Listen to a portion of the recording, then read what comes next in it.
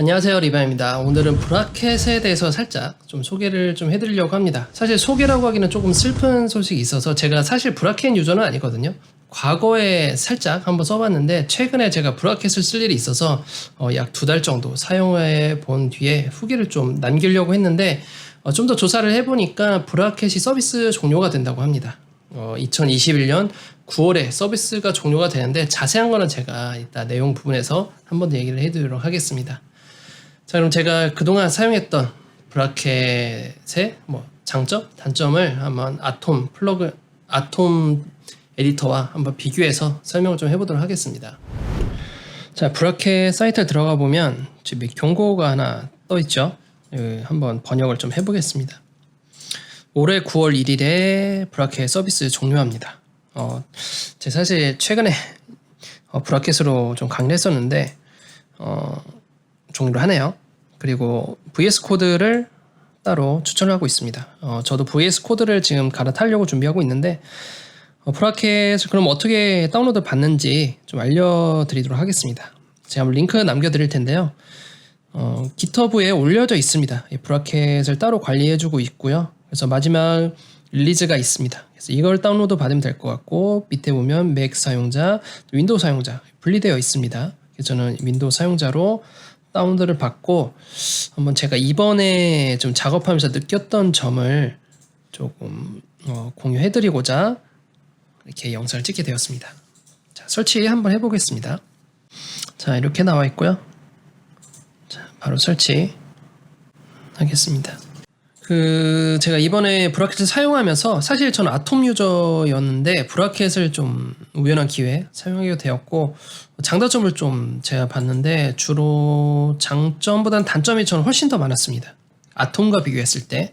제가 요즘에 VS 코드를 조금 익숙해지려고 하고 있는데 제가 너무 아톰을 많이 사용해서 그런지 몰라도 VS 코드도 저랑 좀 안 맞는 느낌이었어요. 근데 요즘 다 VS 코드 쓰신다고 하니까 어떤 점이 많이 차이가 있는지를 좀 알아보고 있거든요. 그 부분에 대해서 제가 좀 VS 코드가 익숙해지면 한번 아톰과 VS 코드를 좀 비교하면서 좀 나가는 영상도 있을 것 같아요. 그래서 인스톨 하는 동안에 좀 얘기를 해드렸고요.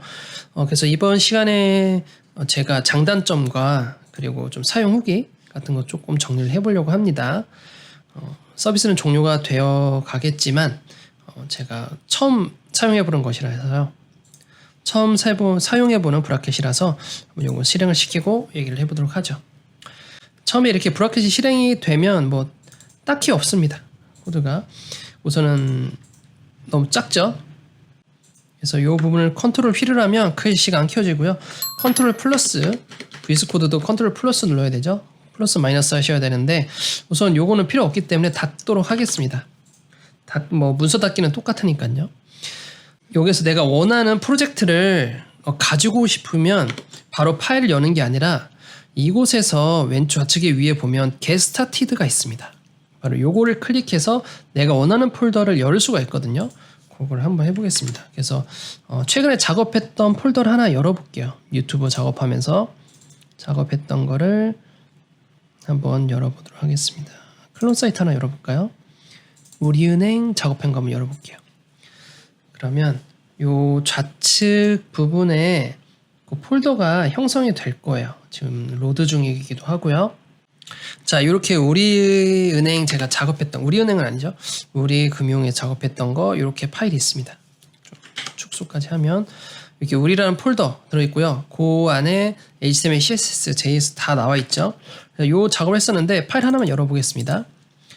자, 요게 기본 템플릿이에요. 근데 내가 테마를 좀 바꾸고 싶을 때가 있죠. 테마 바꾸려면 보기에 테마가 있습니다. 그래서 보기 테마 들어간 다음에 다크로 제가 바꾸겠습니다. 그래서 글자 크기 그대로 둘게요. 자, 요 상태가 좀 익숙하죠. 자, 여기에서 좀 장단점이 있는데 저 우선은 하나씩 좀 해볼게요. 이 파일을 또 열어보겠습니다. CSS 파일 아무거나 한번 열어볼게요. 열게 되면 파일이 좌측 상단에 이렇게 파일 열고 닫기가 이렇게 돼 있어요. 좀 많이 불편하죠. 탭이 없습니다. 탭 자체가 없어서 이 분할해서 보기 하려면 보통 같으면 클릭 드래그해서 이렇게 볼 수가 있는데 그러지를 못해요. 근데 분할하기 여기서 보고 싶으면 요 설정 모양 옆에 요걸 누르게 되면 이 분할하기가 있습니다. 좌우로 분할하기. 이 상태에 놓고 이 팔이 열린 상태에서 오른쪽 이 화살표 있죠? 요걸 클릭하게 되면 이쪽으로 옮겨져요. 그리고 기존에 열렸던 파일은 좌측에 이렇게 있게 됩니다. 그래서 그 부분이 좀 굉장히 불편했어요. 그리고 문제는 아톰 같은 경우에는 저 아톰도 실행시켜 보겠습니다. 아톰 같은 경우에는 원하는 파일을 이 상태에서 좌우측으로 놓을 수 있고 드래그 앤 드롭으로 바로 직관적으로 넣을 수 있는데 이거는 VS 코드도 마찬가지거든요. 그리고 이것을 예를 들어 파일이 이렇게 있다 했을 경우에는 이렇게 3단으로 이렇게 원하는 대로 레이아웃 구성을 전부 다 할 수 있었어요. 이렇게 다 할 수 있었는데 이런 식으로 할 수 있지만 이렇게 구별이 불가능합니다. 이 브라켓에서는 좌우 아니면 상하예요. 근데 탭도 존재하지 않아요. 그래서 탭끼리 이동도 안 되거든요. 이게 굉장히 좀 저는 많이 불편하더라고요. 그래서 이 탭을 구성하기 위해서 따로 플러그인을 좀 설치를 해야 됐었습니다. 그래서 플러그인 설치를 하려면 바로 오른쪽에 이 확장 기능 관리자라는 부분이 있어요. 그래서 이렇게 이 부분을 클릭하게 되면 확장 기능을 검색할 수 있었고요. 여기서 다른 툴은 모르겠지만 제가 이 탭을 활성화시키기 위해서 검색을 해보니까 커스텀 워크라는 게 있었습니다. 커스텀 워크를 다운로드를 설치를 누르게 되면 요 바로 탭으로 사용할 수가 있었어요. 세이브 바로 해서 닫기 누르게 되면 이렇게 이제 탭이 활성화되어 있죠. 이 상태에서 내가 원하는 파일을 왔다 갔다 볼 수가 있었습니다. 자, 이 상태에서 나누기 해서 탭을 들어가고 탭을 이렇게 들어가고 해서 이렇게 좌우측으로 해서 볼 수가 있었어요. 하지만 위아래로 되긴 하지만 얘를 또 여기서 좌우로 또는 안 된다. 탭 간의 이동도 가능합니다. 이렇게 탭 간 이동도 가능하지만 요 탭 이걸 설치하지 않으면 탭이 활성화되지 않더라고요. 그게 좀 많이 불편했습니다. 그리고 좀 좋았던 점 중에 또 아톰보다 좋았던 점이 또 하나 더 있으면 라이브 서버가 설치를 하지 않더라도 바로 실행이 되더라고요. 그래서 현재 요 툴을 설치를 했기 때문에 좌우로 나눠도 여기 안 보이죠? 갑자기 오른쪽에 여기 설치가 있었는데 바로 이 밑으로 갔거든요. 그래서 밑에 보시게 되면 좌측 하단에 보시게 되면 이게 바로 확장 도구였고요. 이게 바로 라이브 서버입니다. 이 번개 모양을 클릭하시게 되면 바로 라이브 서버로 볼 수가 있었어요. 그래서 이 번개 모양 누르셔도 되고요. 바로 이렇게 해서 실시간 미리 보기를 하실 수도 있었고, 자 이렇게 바로 볼 수도 있었고요. 또 다른 방법은 컨트롤 알트 P를 눌러도 됐었습니다. 단축키가 별도 존재했었어요. 껐다 켜도 바로 이렇게 가능하고요. 근데 여기서 좀 불편한 점이 있다고 하면 좌우로 보기를 한번 해보겠습니다. 제가 여기 코드를 누르면 이게 바로 여기 활성화가 됐어요. 이게 처음엔 되게 좋아 보였거든요. 클릭해서 바로 내가 현재 작업하고자 하는 위치가 어디겠구나 라고 바로 알 수 있었는데, 문제는 제가 여기를 작업하고 있어요. 밑에를 작업한다고 합시다. 여기 밑에를 지금도 이상하죠? 스크롤 튀고 저는 이 버튼을 작업하고 싶은데 모르고 여기를 눌러버렸어요. 이쪽을 누르게 되면 이쪽 위로 튀를 경우가 있어요. 이렇게 바로 튀거나 아니면 잘 이동을 안 한다던가 이게 막 튀는 현상이 일어나거든요. 클릭할 때마다 이게 굉장히 좀 불편하더라고요. 이 막 튀는 현상에 대해서. 그래서 이 라이브 서버를 키면 실시간 반영돼서 좋긴 하지만 이 서로 상호작용 때문에 오히려 더 불편함을 느꼈던 그런 게 좀 많이 있었습니다. 아톰은 그러지 않거든요.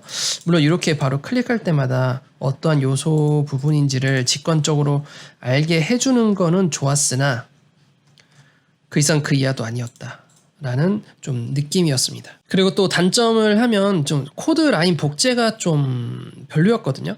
이 한 줄짜리 복제는 되게 괜찮았어요. 한 줄짜리 복제는 내가 어느 커서를 가더라도 컨트롤 D만 누르면 계속 복제가 됐었지만, 안 좋은 점은 뭐냐면 삐뚤게 했을 경우에 복제가 되게 이상하게 돼요. 이렇게 보면 코드가 깨지죠. 그래서 이 점이 안 좋았어요. 그럼 내가 이걸 정확하게 몇 개씩 복사하고 싶어서 그럼 정확하게 딱 되면 되나 해서 컨트롤 D를 누르면 이렇게 막 깨집니다. 그럼 이걸 어떻게 복사를 해야지 복제가 제대로 되는지 홈 한 다음에 이게 전체적으로 다 감싸야 되더라고요. 홈키 누르고 밑으로 화살표, 예전 방식처럼 이런 식으로 해야지 깔끔하게 복제가 됐지, 그렇지 않고 드래그해서 대충 하면 복제가 이상하게 됐습니다. 이렇게. 이게 아톰에서는 그러지 않거든요. 아톰 같은 경우에는 여기에서 대충 이렇게 긁어도 이렇게 복제가 깔끔하게 됐었죠. 커서를 대충 대도 복제가 됩니다. 하지만 여기서는 브라켓에는 그렇지 않다라는 거죠. 제가 2달 동안 강의를 하면서 이게 굉장히 좀 짜증이 좀 났었어요. 생각보다. 자, 그럼 좋은 점도 있긴 합니다. 아톰보다 좋은 점이 있는 건 뭐냐면 이미지 경로에 대한 문제였어요. 예를 들어서 내가 이 페이스북 이미지를 찾고 싶어요. 그러면 이미지스에 슬래시 누르면 이 안에는 이미지들이 전부 다 나옵니다. 그렇죠? 페이스, SNS라고 하면 여기 예시문이 경로에 다 찍힌다는 거죠. 이건 굉장히 좋았습니다. 그리고 마우스를 올리면 미리 보기가 가능했어요. 이렇게. 그래서 미리 보기도 가능하다. 그래서 내가 이미지를 잘 안 가져왔는지 그거를 확인할 수 있는 게 너무 좋았습니다. 요거는 아톰보다 훨씬 나아요. 아톰은 이런 게 없습니다. 아톰 같은 경우에는 이미지 가져와도 뭐 미리 보기도 없고요. 그리고 이렇게 경로를 쓰더라도 여기에서 더 이상 예시문이 없어요. 그래서 바로 그냥 이미지를 봐야 된다. 이미지를 폴더를 직접 찾아봐야 된다라는 불편함이 있었습니다. 그래서 이거는 VS 코드도 있긴 하더라고요. 그래서 아톰은 그렇지 않았다라고 해서 이 부분은 좀 매력이 있었습니다. 자, 그리고 크기 정보도 있어요. 그러면 가로 세로 크기가 정확하게 나오거든요. 이미지 했을 때, 이렇게 들었을 때 가로 세로 정보가 있습니다. 지금 IMG지만 백그라운드 했을 때는 배경의 크기를 확보하기 위해서 그 크기를 알아야 될 때가 있었거든요. 바로 지금처럼 배경이 있을 경우에 좀 축소를 하다 보면 이렇게 배경이 이런 식으로 들어갈 수 있고, 이렇게 배경의 크기가 100 픽셀 나오죠. 이렇게 찾아볼 수 있는 게 좋았습니다. 스크립트 부분도 좀 있었어요. 스크립트가 jQuery를 좀 작업을 했을 때 이런 건 오류가 있더라고요. 오류가 아닌데 오류가 나온 것도 있었습니다. 이런 것도 좀 스킵을 하고, 여기서 예를 들어 텍스트다 했을 때 이 메서드에 대한 예시문들이 있었어요. jQuery 예시문들. 그래서 이런 부분이 좀 참 매력적이었고, 그리고 거기에 대한 간단한 설명들 있었기 때문에 펑션 들어가고 예시문이 있어서 좀 편했다. 하지만 이 아톰에서는 예시문이 없었어요. 그게 좀 단점이죠. 그리고 좀 아톰이 여기서 또 아톰 안 좋은 점도 있는데, 이게 코드가 길어지다 보면 중간에 CSS 테마가 막 깨지는 현상이 일어나요. 그래서 그 부분이 좀 현재는 나타나질 않지만 그런 부분도 또 있었습니다. 아톰의 좀 안 좋은 점이기도 하죠. 그래서 전체적으로 봤을 때 솔직히 저 개인적으로는 요 브라켓을 추천하지 않아요. 요 에디터 자체가 너무 작업에 대한 것도 굉장히 좀 불편했고요. 그리고 이 라이브 서버에 대해서 이렇게 요소가 바로바로 집히는 거를 현재 여기서 같이 집히다 보니까, 이렇게 누르는 대로 같이 보이다 보니까 이 부분이 굉장히 불편했습니다. 설명할 때도 작업할 때도 그렇고요.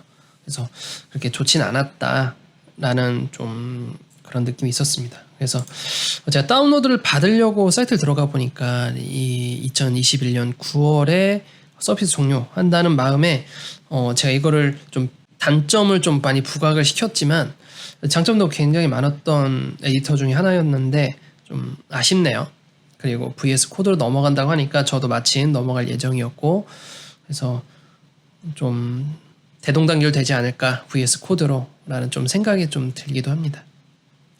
그 외에 단축키들이 있을 거예요. 그 아톰뿐만 아니라 브라켓에 자주 쓰는 단축키들이 있거든요. 그래서 제가 그 단축키들을 따로 그 설명란에 넣어 놓도록 하겠습니다. 그래서 여러분들 만약에 브라켓 쓰시는 분들 있으면, 또는 브라켓을 고려 중이신 분들이 있으면 이 장단점을 확인해 보신 다음에 어떤 에디터를 사용할지 한번 고려해 보시는 것도 좋을 것 같아요.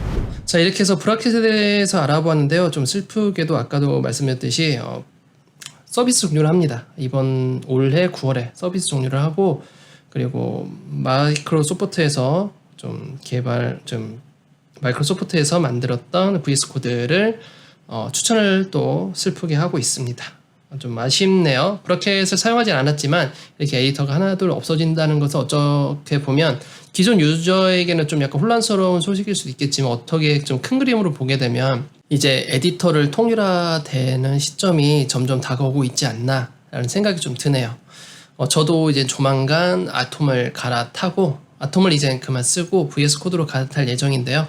계속 VS 코드를 연구 중에 있습니다. 왜냐하면 아톰처럼 VS 코드를 쓰고 싶은데 그거 좀 비교하면서 단축키도 좀 익숙해져야 되고요.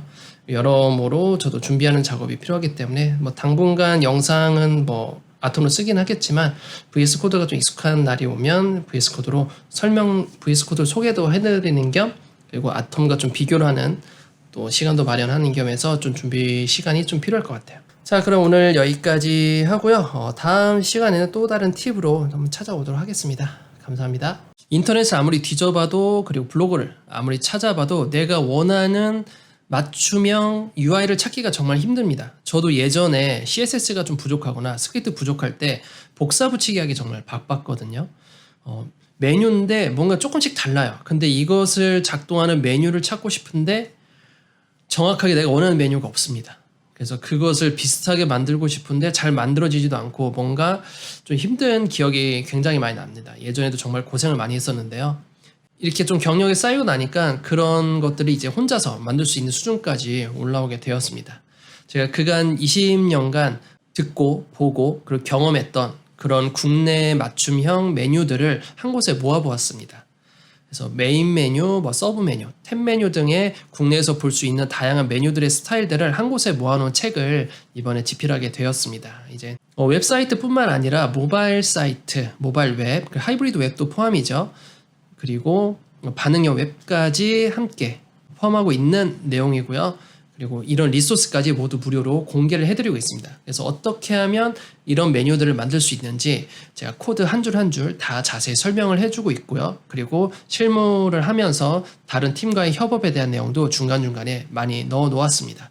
기초 서적은 아니고요. HTML, CSS, jQuery 등을 기초를 이해하고 있으신 분들이 보시면 정말 도움되는 책입니다.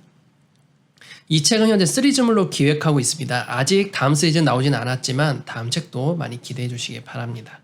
서점에 가셔서 훑어보시고 구매하셔도 되고요. 정말 여러분들 알지 못했던 그런 사실들도 많이 있고요. 표현 기법들도 많이 담았습니다. 실력 향상에 많이 도움이 되는 그런 책이었으면 좋겠습니다.